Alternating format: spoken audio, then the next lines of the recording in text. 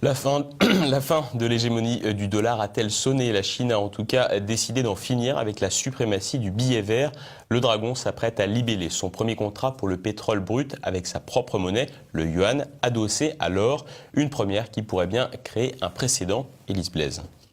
L'Empire du Milieu s'émancipe. C'est un énorme tremblement de terre annoncé depuis quelque temps. Avant la fin de l'année, la Chine devrait signer un contrat sur le pétrole dans sa propre monnaie, le yuan, alors que le dollar régit depuis toujours les échanges énergétiques. Adossée à l'or, la monnaie chinoise pourrait constituer une véritable aubaine pour les exportateurs de pétrole qui ne rechigneront donc pas à l'accepter. Au contraire, cette nouvelle possibilité de transaction ouvre bien des perspectives aux pays frappés par les sanctions américaines ou souhaitant tout simplement éviter les transactions en dollars. Un bouleversement planétaire qui s'inscrit dans l'évolution progressive de la place de la Chine dans le monde. L'essayiste spécialiste en géopolitique Hervé Juvin nous explique les différentes étapes qui ont permis au dragon d'ouvrir ses ailes.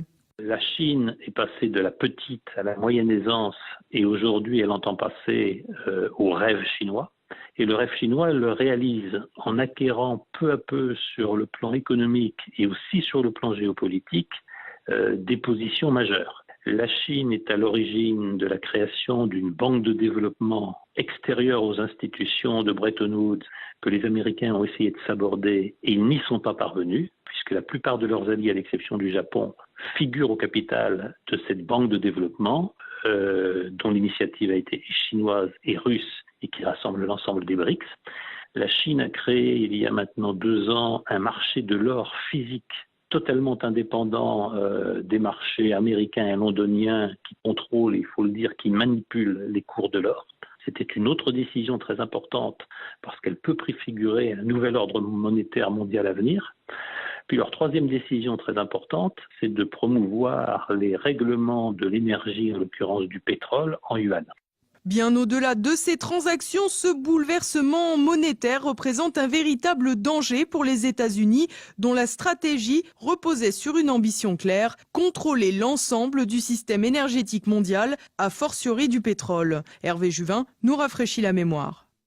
L'histoire du pétrole est une histoire sombre. Les États-Unis ont toujours affirmé que le contrôle du pétrole, le contrôle des sources d'énergie et des pipelines était pour eux un enjeu absolument stratégique. Une partie des affaires syriennes ne s'explique pas sans cela, une partie de l'invasion, de la destruction de l'Irak ne s'explique pas sans cela, une partie des manipulations qui visent à empêcher les pipelines, les gazoducs russes d'approvisionner l'Europe ne s'explique pas sans cette stratégie américaine. Le monde entier est dépendant de l'énergie. L'énergie doit être contrôlée par les États-Unis et payée en dollars. Ceux comme l'ancien président du pétrole italien, ceux comme certains dictateurs du monde arabe, je pense à Muammar Kadhafi, qui ont tenté de s'affranchir de la tutelle du dollar sur les prix du pétrole, l'ont payé quelquefois de leur vie.